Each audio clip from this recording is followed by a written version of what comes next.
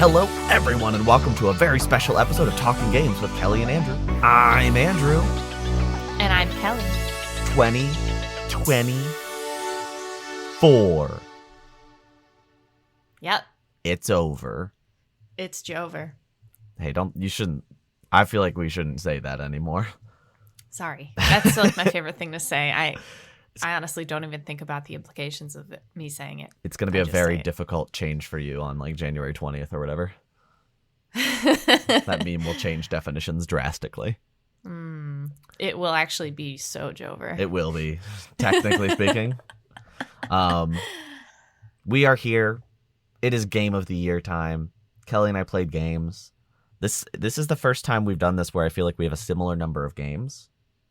I feel like usually I have like 18 because I'm indecisive. I have like 3. Yeah. But this year we're pretty darn close. My list is 7, and then I have some honorables that we'll talk about. And how much is yours? 5. We only have one shared one. I share one of your honorables, though. I just didn't make a thing for honorables because I didn't really have enough to make an honorables list. But because I also want to talk about one of your honorables, it evens out. Yeah. Also, I'll explain why I have honorables, because it's like, why wouldn't it just be one of the candidates? There's reasons for mine. So, but we both got our lists, so we're gonna do our game of the year, and then we're gonna check them twice. Hey. Oh, this is coming out on. Wait, is this coming out on Christmas Eve? Yeah, Christmas Eve. Because then Christmas Eve, and then on New Year's Eve, you'll get our 2025 preview, and then on January 6th. Fun. You're gonna get on January 6th, we'll be storming the Capitol. You'll be getting our second 2025 preview, so you'll have the full gamut. And we'll be detained in jail. But yes, you can. But we're recording these. We're recording and releasing these in advance, so you don't have to worry about it. After that, who knows what'll happen? But this is our final 2 episodes of the year. Well, and then the third one is coming out next year. And then we're taking a little break. And then we'll be back refreshed for a crazy year in 2025. But that's not what we're here to talk about today. We're talking about games we played. That's so true. That setup was so good. I thought you were like going into a song. You're like, games we played. And then you just stopped. And I was like, wow. He's that really was the letting song. The moment sit. It was like a 2-second song. It was good. It's going to have 1 billion streams on Spotify tomorrow. I believe that. Shall we go through our lists? We'll toss back and forth. We'll play a little video game ping pong. Little volleyball. Little what are the kids playing? Pickleball? We'll play a little pickleball. Pickleball. There's pickleball courts next to my house. You should come over. We'll play pickleball. That'll be our game of the year, 2025. I'm kind of afraid of pickleball. Why? It's just tennis, but easy. It's so small. It's like, it's like you're right up against each other. Tennis, you've got a lot of breathing room. With pickleball, you're like, hey, I'm right over here on the other side of the net. Yeah, but it's way like lighter and stuff and slower. Yeah, I guess you're right. We'll play it next year. We'll make a determination. We'll have a pickleball special. Can you imagine? Yeah. We'll stream it. It'll be a live stream. And we'll rent the pickleball courts so nobody else can be there. Yeah. Good deal. Pickleball is not a minigame that you can play in Final Fantasy VII Rebirth. Wow. Really interesting transition. This game came out on leap year, February 29th. This is the second entry in the Final Fantasy VII Remake trilogy. Third one coming not sure when, probably a couple years from now. I loved Final Fantasy VII Remake when it came out in 2020. I do feel like it was kind of held back a little bit by its very linear design. This game really bucks that trend, though. It's a very open game. It has multiple open zones. So instead of being one huge open world, it's more like 5 open zones that are connected pretty organically. It does a good job of making this world feel pretty massive, even though to walk from one end to another only takes like probably a couple hours tops. So it's like, okay, so it's not actually a giant world, but it does feel massive because there's these biomes and there's tons of settings to go through. I really deeply appreciated what it was going for. And for me, the key factors that put this on the list are the story, which I can't say objectively if it's perfect, but as a huge fan of the Final Fantasy VII lore, it is an awesome game to experience because they're kind of going weird directions with the story. It's definitely still a remake, so it is going the direction of the original game, but they make some really key changes that I think make it really interesting. And it's clear that this is, a game that's sort of aware of its own lineage within the context of the game. So I really appreciated everything that was going on. The characters are so well written, and I really enjoyed all of the interactions that they had. And then the other thing is that the combat and the gameplay is just so polished. I love the action combat they kind of blend in some turn-based ideas. You'll be in the middle of combat charging an active time battle meter. So you're swinging your sword, you're dodging, you're doing that. It's all real time. And then you press the X button, unless you're playing on PC and you press, I don't know, the B key. I don't know. You said it's probably whatever you want. I don't think you would press the B key. Well, maybe that's what you want it to be on. All right. The battle key. It's just like kind of a stretch for your fingers. Well, I could see like E or space bar or left shift, or click. I have such long fingers though, Kelly.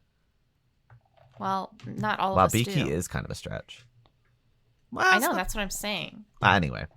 You have to think too hard about the B key. That's all I'm saying. Well, it's not even out on PC yet, so it's not pertinent yet. It'll be out next year, but we're not even going to talk about that because why would we? But you enter this slowed down mode where you can choose attacks from a menu, some of them using MP, some just using that ATB gauge. It's such a fun system, and it's so satisfying to play through. It's funny because I do think that this game is like quite a bit better than Final Fantasy VII Remake from 4 years ago.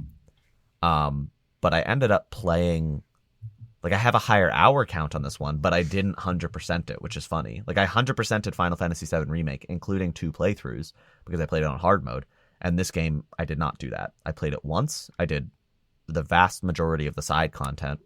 And then I called it there. I didn't want to go back and play the hard mode. I didn't want to do all of the side content because I was like, I had a super satisfying time, and because it's so much bigger than the previous game, I didn't feel inclined to go and spend a ton of time going through it. I wanted to just kind of appreciate the game that I played and not burn myself out on it. And I'm really glad I did that because my memories of this game are extremely fond now. And I am so impatiently now waiting for that third part. They really did a great job of making me want that third part, like now. Like right now, preferably. Maybe for Christmas. You'll get it. I don't know if that'll happen, but I'll hope. I'll hope for that. Just be optimistic. All your dreams will come true. Okay. Well, that's my first entry. I love that game. I don't know. How are we just going to announce our top game? Or are we going to have like this weird like battle at the end where they have to fight each other? I think we can just announce it. Yeah. I guess we don't have enough games for that. Plus we both have odd numbers. Never mind. Anyway, Final Fantasy VII Rebirth. That's my first candidate for Game of the Year. Very nice. My first candidate, I'm sure this comes as no surprise to anyone, a game that I spent probably 90% of the back half of this year talking about, and the front half of this year, to be totally truthful and honest, and a lot of last year and the year before and the year before. Just say the whole entirety of the podcast. Dragon Age, the Veilguard is my first candidate. I feel like I've talked about this game so much and so recently that I don't want to just like repeat myself ad nauseum, but I just want to say that, having some time away from the game, not playing it for a little while, because I finished my playthrough like November 3rd, my first playthrough. Maybe it was like November 8th. I can't remember. I honestly think it was like right after the election, or it was on election night, or it was the night after. I can't even remember. The point is that I finished it, and then I immediately started my second playthrough, got about 60% of my way through that, and then I was like, you know what, let me pause. I don't want to, like you were kind of talking about earlier, I don't really want to burn myself out on this. I've seen different outcomes to different choices from my first playthrough, so I'm satisfied with that at this moment. and I'll probably revisit this later, like maybe sometime in the new year. You know, if they eventually push through like more new little armor content updates, maybe I'll wait till we get a little bit more of those. But anyway, what I will say about this game is that I really enjoyed myself and my time playing it. I know that everyone sort of has differing opinions on like where your priorities are with this game. If it's, you know, the story's not up to snuff for how you feel a BioWare story should be, or for how you feel the story of Dragon Age should be. I particularly don't have any qualms with the story. I feel like the big lore implications and the big story beats that they hit were really good for me. I think about like the end of the first act. That quest was really good. Sorry, I'm like out of breath. You're too excited.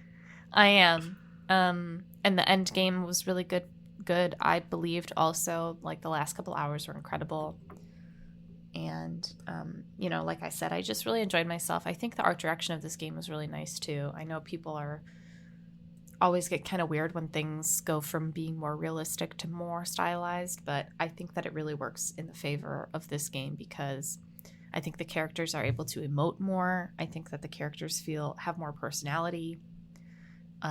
Whereas, you know, otherwise, if they had maybe gone for the hyper realistic thing, sometimes I feel like that can make it hard to save money on other important things. So, yeah. The one thing I am really bummed about is like there will be no DLC for this game, which I am very not bummed about. And, you know, we talked about it in the last episode for those who listened, but just the idea that like, oh, games are complete now. This is a complete game. You don't want the DLC, but it's like, but I do.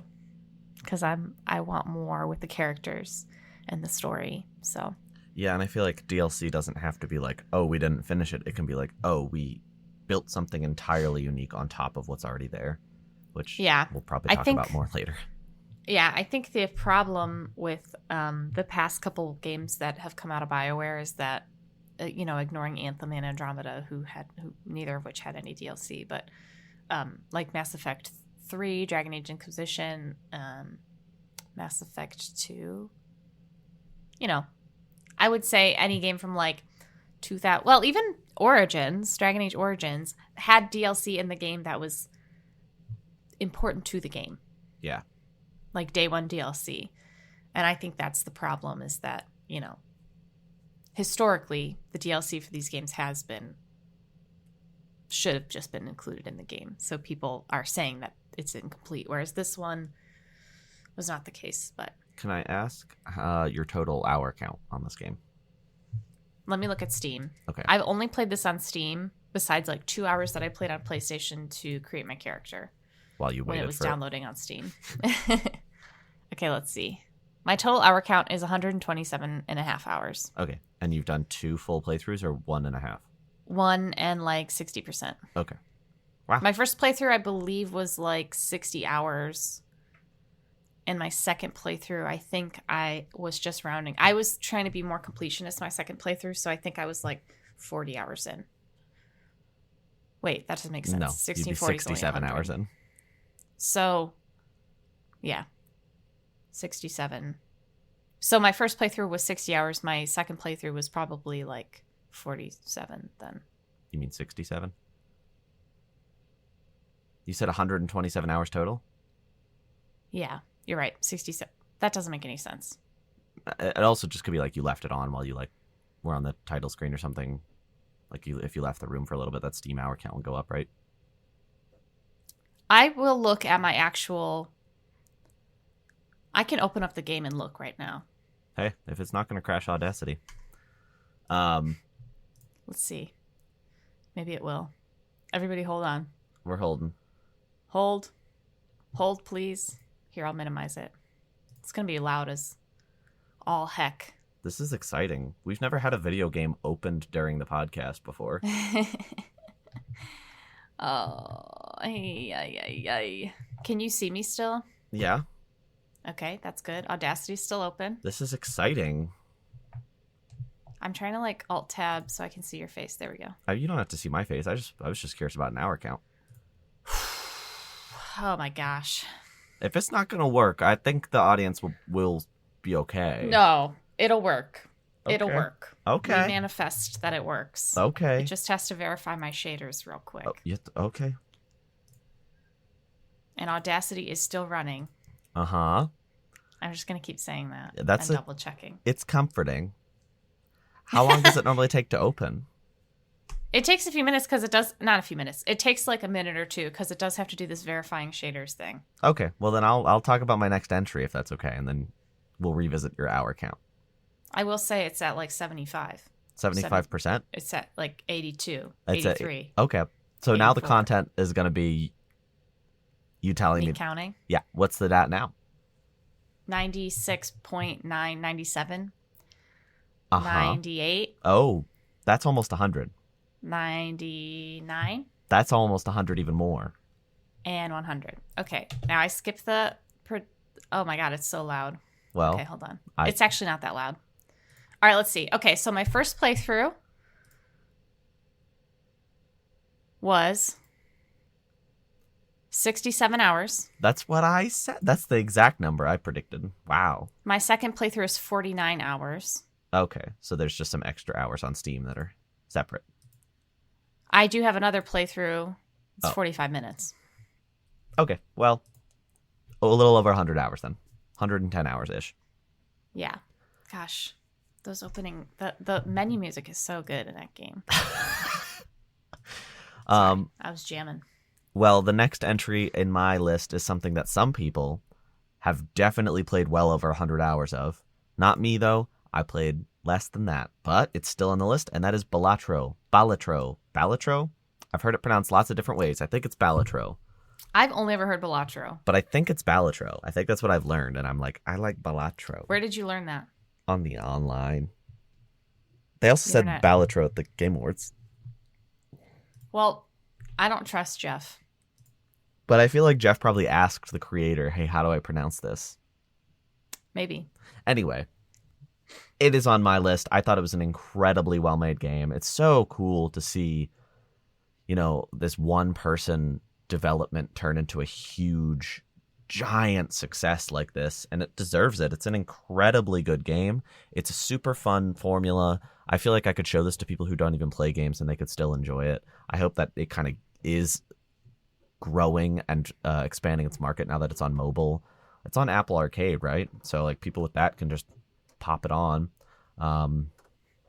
It's the kind of game I kind of have to stop myself from playing too much because it is so addictive. It is so easy to just play run after run after run after run.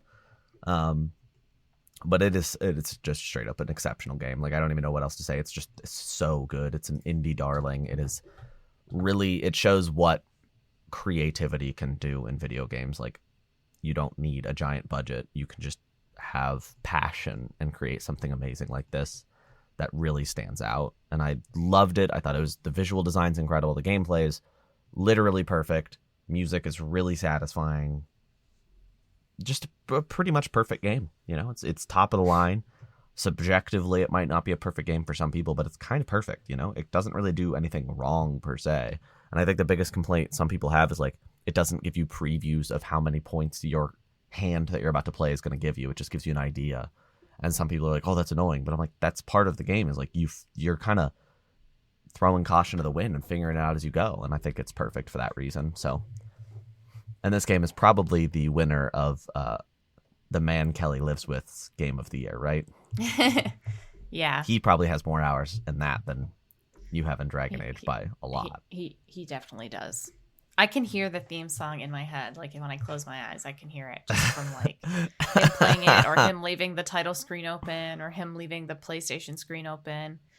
Do do do do do do do. It is really good. I mean, it's just really, it's a really clean game.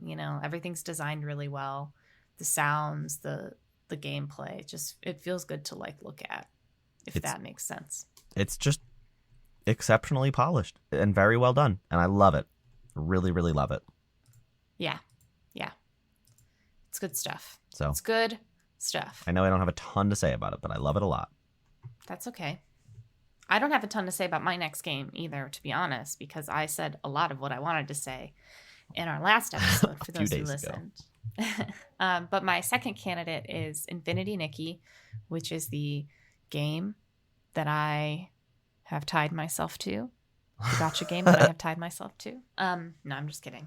Like I said, I feel like this game is just really pleasant to look at, to play, to experience. The music's really good. The environments are really nice. There's this joke in the Infinity Nikki subreddit, and yes, I went there, that like the first 20 minutes of the game look like Elden Ring because you're in these like crumbling ruins. And it's funny because I actually came to that conclusion myself when I opened it up. I was like, I feel like I'm in crumbling Farum Azula right now. There's like ruins floating in the sky. I was like, what am I playing? That's so funny. But yeah, so I've really been enjoying it. I haven't played in a couple days, so I haven't gotten my dailies, which is really unfortunate. But I know. But I'm really enjoying it, and I look forward to, I think the benefit of a game like this is that it is ongoing, and you get to sort of see new offerings, things like that, which like new offerings kind of sounds scary because it's a gacha game, but yeah. This game to me does not feel particularly predatory because you can do everything without paying. Yeah. You just, the super exclusive stuff and the exclusive stuff. I guess I just had to say super exclusive. The super exclusive stuff you probably wouldn't pay for, but unless you have extreme patience, which I do not have. Yeah. But some people do. So that's my second candidate. My third candidate is Like a Dragon: Infinite Wealth, which came out in January this year. I have been really in on the Yakuza series for a few years now. I've played all of the mainline ones and some of the side stuff. This game is really, really awesome. It is, it's not absolutely perfect, but there's just so much heart behind what they have here. The turn-based combat is really fun, and they really polished it up compared to the previous entry. I feel like Yakuza 7, the one that was before this, that started the turn-based combat, did have a lot of rough edges because it was the first in this formula, but this game really took that and ran with it. It created a really cool class system that the other game, it had, but I feel like it was a little bit more accessible in this one. The visuals are really fun. It took place in Hawaii, which is a super cool new setting, and I hope they kind of continue doing new exciting settings like this. I hope they don't just go back to the same Japanese cities we've seen before. And the characters were just like so charming. I love spending time with the characters in this game, and that is what ultimately drove me to play it as quickly as I did. I don't think the gameplay is absolutely flawless, but the characters and the story are just so lovely and so fun to experience. And I really wanted to know, where it went and how it's going to end and what was going to happen to my little guys. And I just think it's different than previous games in the series, because it used to be a series that was all about Kiryu and his journey. But now it's about a group of people and a bunch of different characters and all how they tie into this narrative. And I think that really contributes to the heart of the series. And I think it's a really good direction to be taking. I do think there's value in keeping, a main protagonist and kind of a single person story focus. I think that has its value, but they've been doing that for decades. And I think it's cool to kind of expand and create something new. And it's like inspired by Dragon Quest in some ways, but very much its own identity. And I loved playing it and highly recommend it if you're in that series. And if not, I don't even know where to tell people to start now. Because I would tell you start with Yakuza 0 and just play all of them, but there's a lot. Because there's some plot points in this game specifically that benefit from having knowledge of the entire series. But that's a hefty undertaking to suggest, That's a lot of hours of video game. So I think, for some people, I'd probably say maybe start with the previous entry, the first turn-based game, because it's definitely a new direction. And there's some callbacks you won't quite appreciate, but you'll still like the story going forward. So they should do it like in Mass Effect 2 if you didn't play the first. So Mass Effect 1 was an Xbox exclusive. Mass Effect 2 was also on PlayStation. So they had a little comic at the beginning before the game started where you could choose like the major choices in the game and like who Commander Shepard romanced in the first game. They should do like a comic book where you can see all of the big story beats that happened in the previous game. Yeah, that would be that's a good idea, but that would be a thick comic book. Because this is Yakuza. More like a compendium. It's Yakuza 8, but it's more like Yakuza 9, and also there's a lot of side games that are actually kind of important. So, yeah. To fully appreciate the story to Yakuza 8, which is this one, Like a Dragon Infinite Wealth is the 8th Yakuza game, you have to play 9 games before you start it. Yeah, no big deal. Yeah. So you have to play 0, 1, 2, 3, 4, 5, 6, 7, and then Gaiden. So that's a lot of games. Yeah, it's a commitment. Anyway, that's my entry. Like a Dragon, Infinite Wealth. Wow. That's good stuff, Andrew. Thanks. That sounded sarcastic, but thanks. No, it wasn't. This is like one of those episodes where I don't really know how to transition. So that's why I just talk. When it's my turn, I just start talking. Yeah. So I'll talk about my next candidate, my next entry, my next nominee would be Persona 3 Reload, which came out in February. Right? February? Yeah. Came out in February. I kind of went hot and cold with this game, and now I'm sort of back to warm. I love Persona 3. I love the story of Persona 3. When I heard that they were remaking the game, I was there were leaks that they were remaking the game, I got really, really excited because I thought maybe this was an opportunity for everyone to be able to play the full Persona 3 experience. Well, it kind of was, but there's still a huge portion of the story that's missing, which is like, whatever. I've made my peace with it. So yeah, I've been kind of hot and cold. I realized that the Persona 3 gameplay loop is not really for... It was old. It was old fashioned when it came out in like 2006 or 2007. When they try to modernize it, did it work necessarily? I don't know. I guess that's up to what you consider to be worth it. Like, I think about Persona 5's gameplay loop and how much fun it was going to the different palaces. And, you know, I think you and I were similar, maybe, that we just did the palaces all in one day if we could, versus like Persona 4, where you kind of had to space it out a little bit more. Persona 3, the original Persona 3, it was like really difficult to do all the floors in a block of Tartarus in one night because your character would get tired and then you would suffer penalties like the next couple days. Like social penalties, stuff like that. So I guess to me, the gameplay loop is kind of subjective. I enjoy Tartarus just because I think narratively it's really strong to just be like, you have to keep going, and it feels like this futile thing, and then you finally get to the top. I don't want to say too much more and spoil it, but anyway, the point is I still have this game in my top because I feel like I did not play episode Igus. I have to remember not to call it the answer.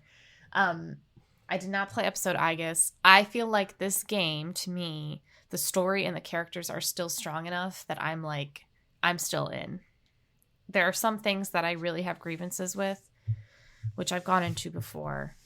I don't think the answer episode Igus should have been tucked away behind DLC. I actually think they should have maybe found a new way to tell that story because I'm not necessarily sure that it was even really all that liked back when it first came out.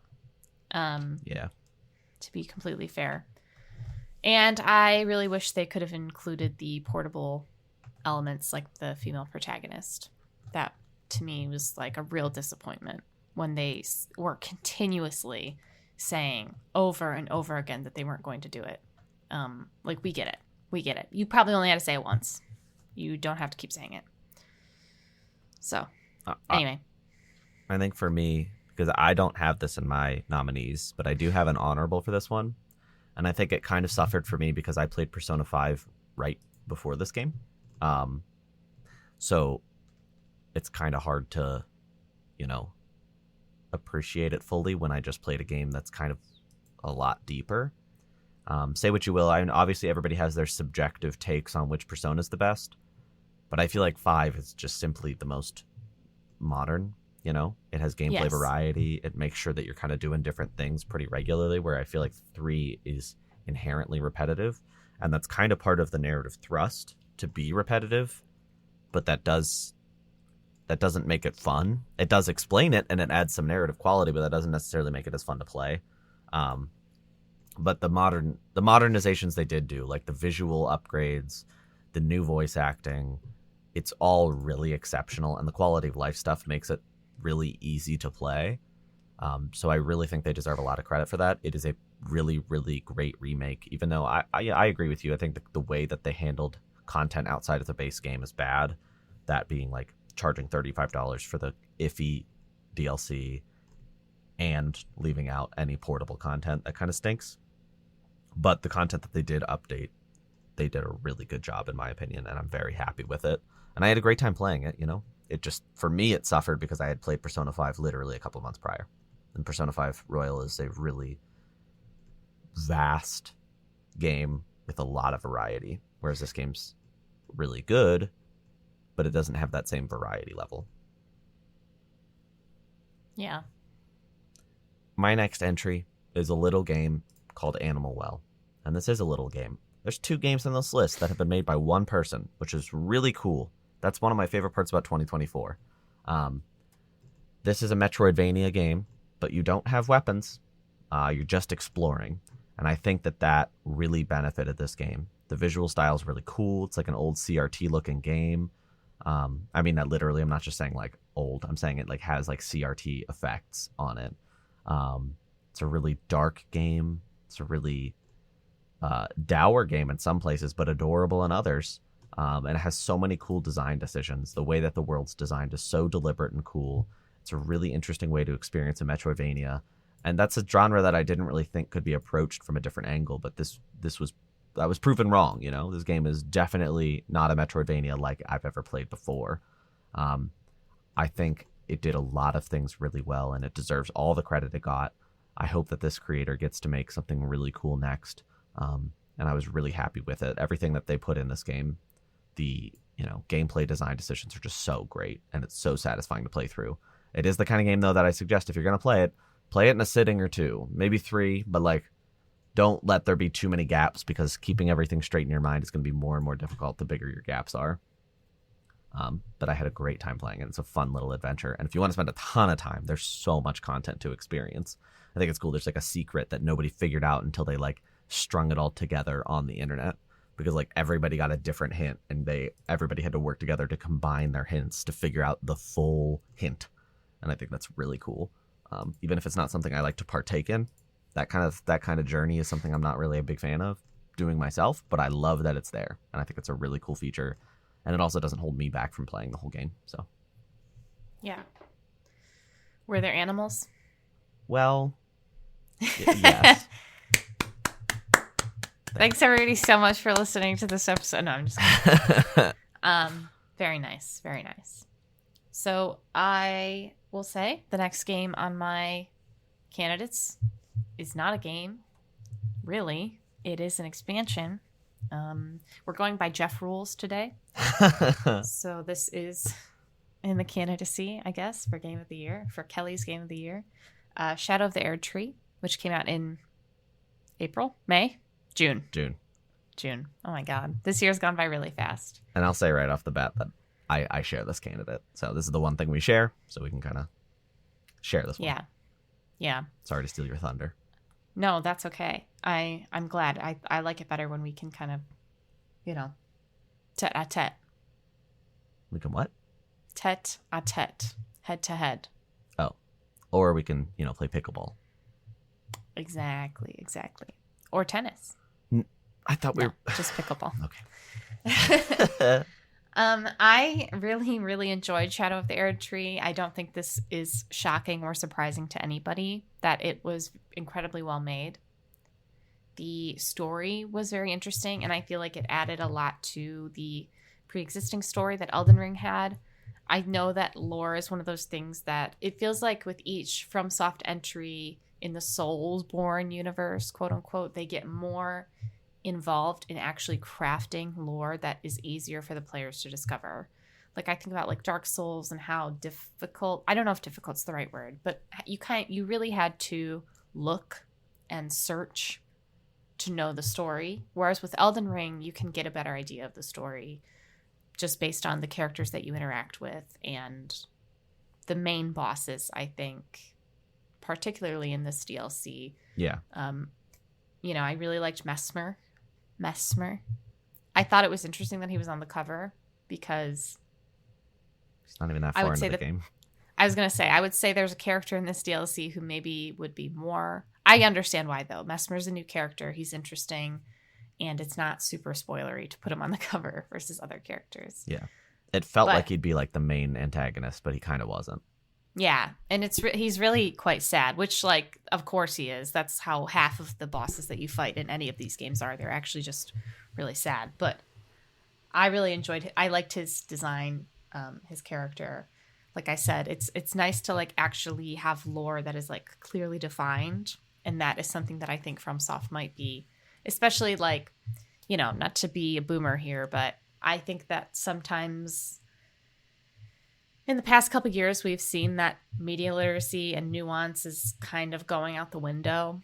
So the clearer you can make things in a story might be for the better if you just want to get your point across. But anyway, I'm not saying that that's what they're doing, that they're just wanting to get their point across. They're obviously crafting a narrative, and they're doing it in a very skillful way, but I don't know. Anyway, I kind of went off on a tangent there. I'm trying to think what else. There was one part that I really liked of the DLC.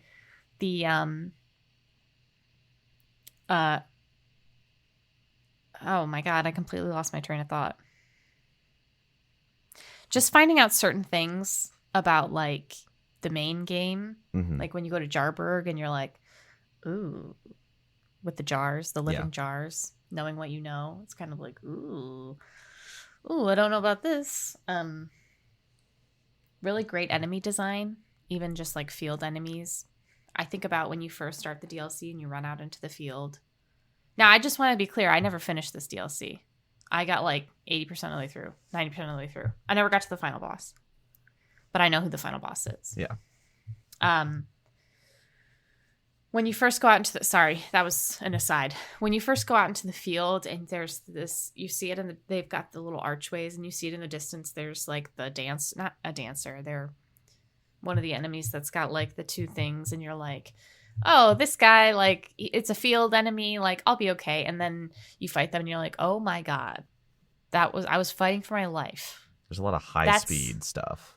Yes. And I really enjoyed that. And I at that point in the game, I had got kind of cheesy because I was playing in the astrologer class, and I was doing like an intelligence dex build, shock of shocks, like probably the most popular build you can do in that game. And I was a spellcaster, and I had this one spell that like every time I stabbed with my giant spear, not to be weird, it sounded weird the way I said it, it would stagger the enemy, particularly humanoid enemies. So there's one boss who's really tough. He's a black knight, jail knight.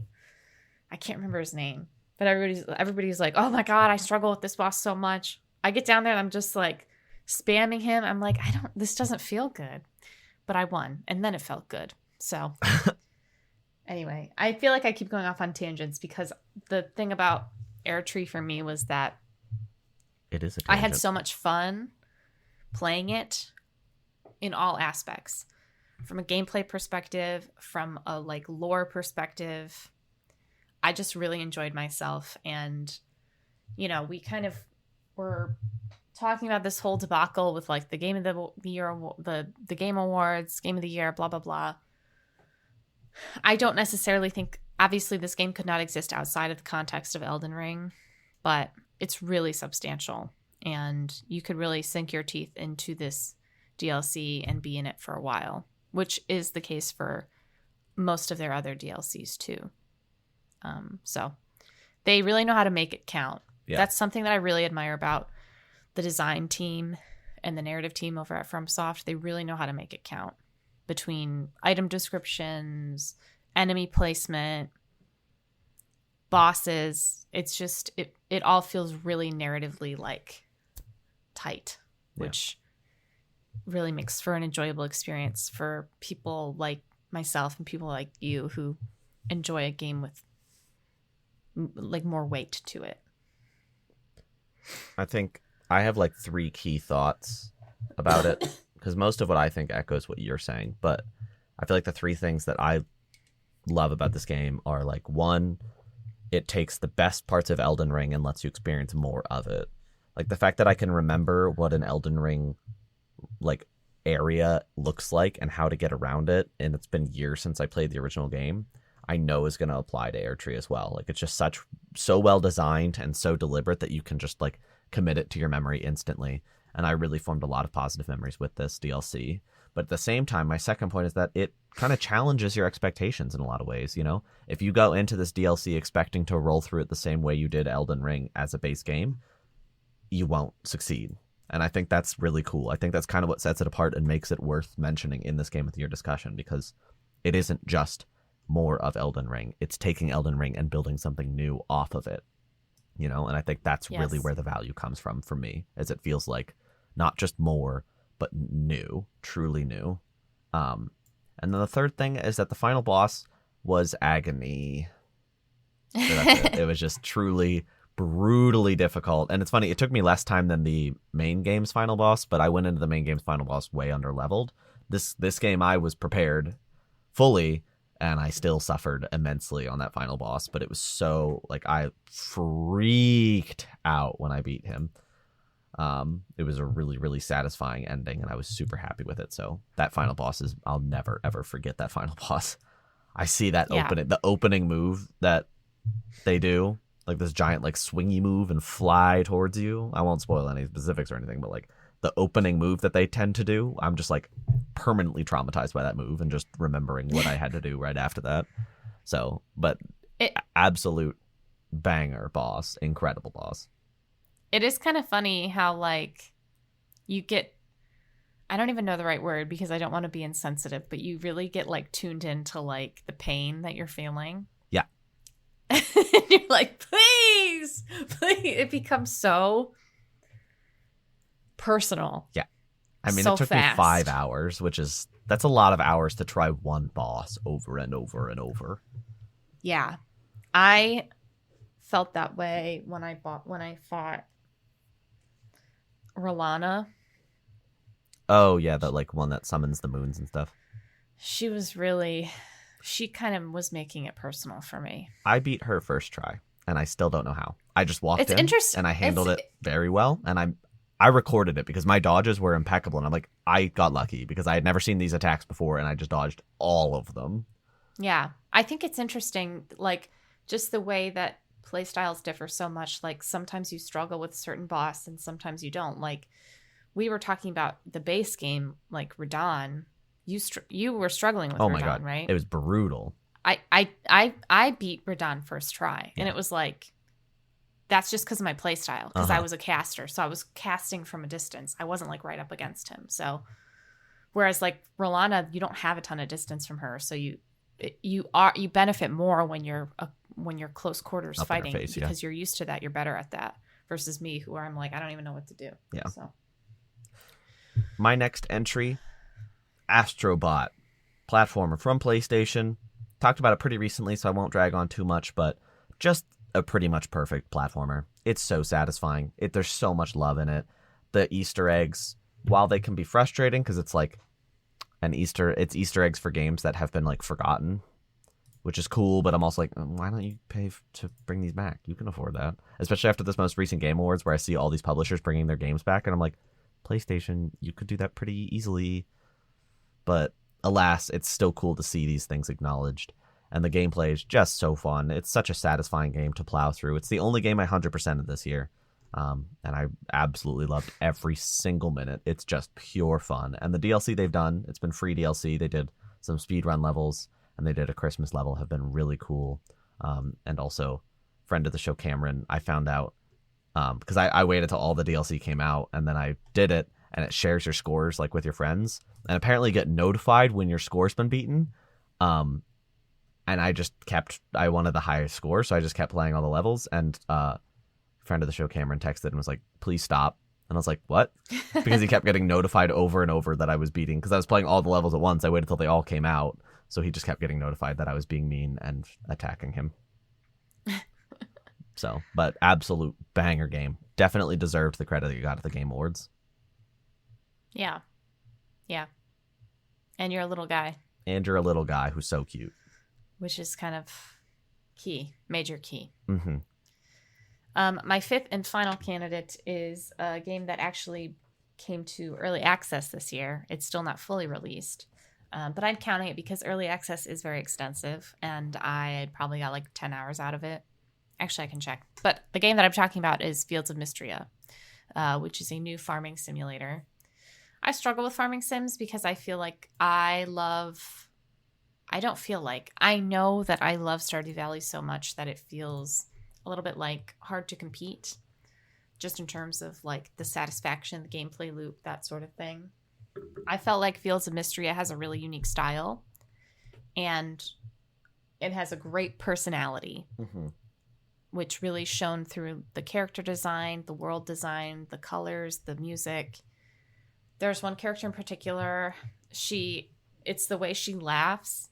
She's like, oh, ho, ho, and you can like hear it like chiptune laughter. I don't know. It's just, when I first heard that, I was like, oh my God, I love that. Like, it's just something unique and fun and different. And I really enjoyed it. I have 10 hours in this game, which I think is pretty significant for early access.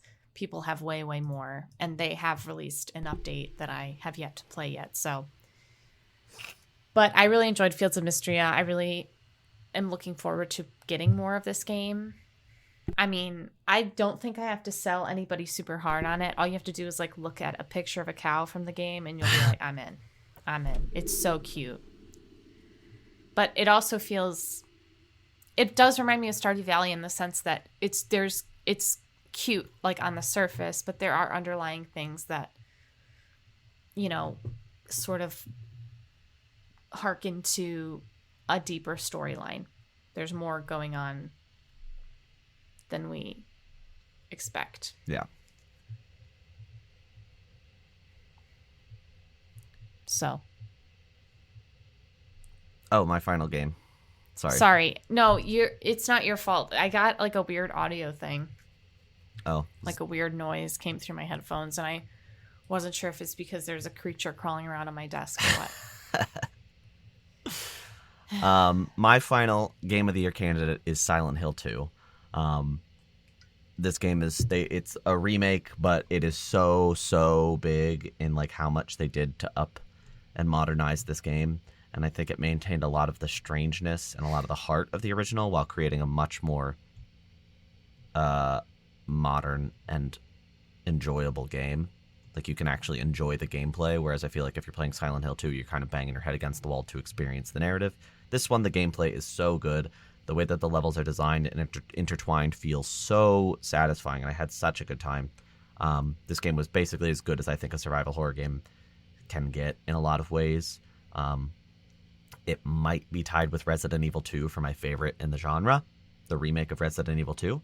I think I need a few more months to sit on it to make that decision, because Resident Evil 2 is one of my favorite games ever made. This game is definitely competing with it in a lot of ways. I just loved it. I loved it a lot, and I can't recommend it highly enough as long as you can handle the horror, because it is scary. At least the first half, it is truly terrifying. So, that's my final entry. So, Yippee! If it's okay with you, I'm going to speed run some honorables I have. Just a couple sentences each, just to explain why they're not my game of the year. Do it. I put Metaphor ReFantazio in honorables. This game, I know, would be a candidate if I had finished it, and I am going to play more, but I simply did not have the time or the energy to commit to this game this year. So I will be coming to it soon. It's probably going to be like a Persona 3 Reload or Persona 5 Royal situation where I'm getting to it late, but I'm talking about it constantly because I love it so much. I feel like I definitely want to go in when I have the full attention span for it. So it might be a little bit, but I'm going to get to it soon. Shin Megami Tensei 5 Vengeance was a really, really cool updated version of Shin Megami Tensei 5, but I don't think it did quite enough new to get it on the candidates list, because if you had played the original, it is very similar. There's a lot of stuff that's kind of the same, But if you've never played the series, it is the definitive way to start. It is incredibly good in so many ways. I loved it a lot. And then Kunitsugami, I don't think it's quite deserving of a candidacy, but I wanted to mention it because I think it's so cool to see a studio as big as Capcom let a team make a weird game like this. It was super strange and really cool and had so many interesting ideas. And it was sort of flawed, but it deserves a lot of credit for the fact that it exists and the fact that it released, and I love it for that. So I wanted to mention it. And then not a video game, but I also wanted to give props to Arcane. I finished that season, the final season. I loved it so much. I think the fact that it kind of had a flawed ending is part of why I like it so much, because it gave it so much, it felt so real, you know? That's how stories work in real life. There's not perfect bows on everything. Things are messy. Things do conclude in weird, sometimes quick ways that you're not ready for. And I think that's part of the charm. And then I think also, Kelly, you probably want to talk a little bit about this as well, but Fallout was so good. And I think it was cool to watch the cultural moment around it. And I'm really excited to see more of it next year. Well, I guess we don't technically know that it's next year, but I'd say odds are pretty good that it's next year. Yeah. Yeah, I agree. I feel like it was made in such a way that it's like the perfect adaptation of a video game from my opinion, because you're playing in the universe, but you're not trying to recreate the game point for point. I think it's really tough too with like Fallout and, you know, thinking about the Mass Effect Amazon series that they're planning. It's like you don't cat. So you don't, when you're playing a role-playing game, the whole point is you're that character, you're making those decisions. You're in control of the situation, of what is happening, basically. When you know, try and adapt that into a TV show, obviously you're taking that autonomy away from the person, the player, and opening up to a new audience. Like, is there merit in that? Maybe that's a conversation that will be worth having when the Mass Effect series comes out and it's all about how Commander Shepard saved the day, blah blah blah. We'll see. But my thing is, I much prefer adaptations like Fallout, where you are working within the universe, especially one like Fallout, which is so interesting because it sort of takes the very dark parts of our market, like the consumerism of America, the you know, I'm not going to use the big C word, but you know, we're all thinking it. And, you know, war, and it delves into some really like interesting and dark concepts that we, you know, tend to gloss over a little bit. And it packages them in sort of this ironic, retro-futuristic campiness. All this to say, I do it all for Goggins. So I know you do. What I'll say is, like, I feel like this game this show feels like a character being played out in an RPG. Like the decisions of the characters, there's so much that feels like RPG characters making interesting decisions, you know? And I think that it's more just like a nod to that world rather than trying to tell a story that already exists in it. Yeah. I'm really excited to see more. I am very optimistic, and I will try my best to play New Vegas before the new season comes out. Oh. We'll leave that for another time. We already got a lot. This episode is thick already. We got more to record today. We'll talk about New Vegas later, okay, Kelly? We'll talk about New Vegas later, okay? Yeah. And before I announce my game of the year, I want to kind of do a mini segment. I'll be quick with this one too, just like a few sentences each. But I want to talk about a couple games I played this year that I adored that didn't come out this year. Persona 5 Tactica was so, like, comforting. It was just a very satisfying tactics game that I loved playing through. And if you like the Persona 5 cast, it's just a comfort game. It's so comforting and so fun. I really liked what I played, and I highly recommend it if you like that series. Before Your Eyes is a narrative game. It's not so much... there's not a lot of choices. You're just experiencing a narrative, but the main mechanic is that it has your webcam on and it watches you blink. So you're trying to appreciate these narrative thrusts, but the game keeps moving forward. Whether you stop it, like you try your best to stop it, but you gotta blink, and it will keep going forward. it was one of the most intense emotional reactions I've ever had to a video game. I was sobbing at the end, which I discovered makes it easy to not blink, which surprised me because my eyes were so wet from all the tears. So it was easier to keep my eyes open while I was sobbing. But this game was profoundly special to me, and it's perfect. It is a perfect video game. It didn't come out this year, but if it did, it would probably be my game of the year. That's how much it meant to me. It was really beautiful, really, really special. And Bloodborne, very similar game. Bloodborne makes me emotional. It's emotional. I felt emotions, that's for sure. I played this game not long after it came out and was not able to enjoy it because I had not played a From game yet, and the gameplay was just too difficult for me. And I think this maintains my biggest flaw, which is the expendable health items. I think I will always be against that. I think it is not good, and I think it is better to have health items that come back after you die. This game would have been a 10 out of 10 to me if that happened, because I think the backtracking and the grinding for those items was it bothered me a lot. Like, I gave this game like a 9 out of 10 probably, but it dropped a full point from 10 out of 10 because of that. But this game was exceptional, and if it had that, it'd be my favorite FromSoft game for sure. But it does not. But I loved it anyway, and I wanted to just give it a little quick couple sentences here before I announce my game of the year. Yes. I also just wanted to say that there's a really good video essay about Bloodborne, about how it's a lot of it is a lot of the like narrative, like the themes of the story, a lot of them sort of relate back to like womanhood and femininity. And it's by a YouTuber named Honeybat, and they did a really, really good job, and I recommend anybody watch it. I know like video essays, it's a lot, but I definitely think it's worth a watch because it's really interesting and it helps to recontextualize the story, especially when you're thinking about like all the umbilical cord stuff and like the birthing and Yarnum being like a woman. It's just very interesting. So definitely worth a watch and a listen. It's 47 minutes, so it's not that long for a video essay. That's just my thoughts. I love Bloodborne, so. And I like looking at it, years later through different lenses. Yeah. Like that one. I mean, I think a lot of people who played it can maybe start to come to those conclusions, especially people who are like, took a women's studies minor in college. Not pointing any fingers, but pointing fingers to myself. The point is that it's really interesting. And it's a game with a lot of different interpretations and such an interesting story in that game. The way it opens up from...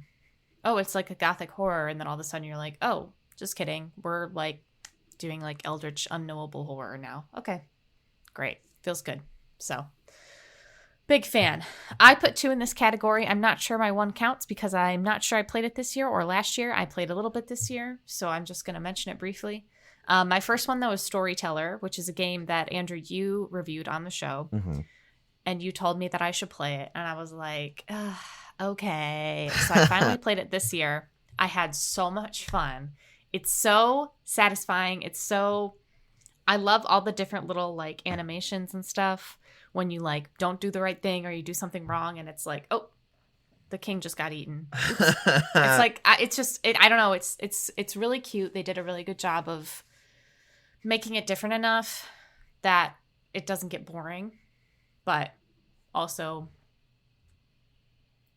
being able to help you figure it out, because some of them I'm like way more familiar and some of them I'm like, I don't really even know what I'm doing here. But I had a really good time with Storyteller. My second game was Final Fantasy XIV. I actually do think I played this last year. You played it this year as well, though. Yes. Still deserves the category, the mention. I love Final Fantasy XIV. It's a lot, especially if you've never played an MMO. I've never played like an MMO seriously.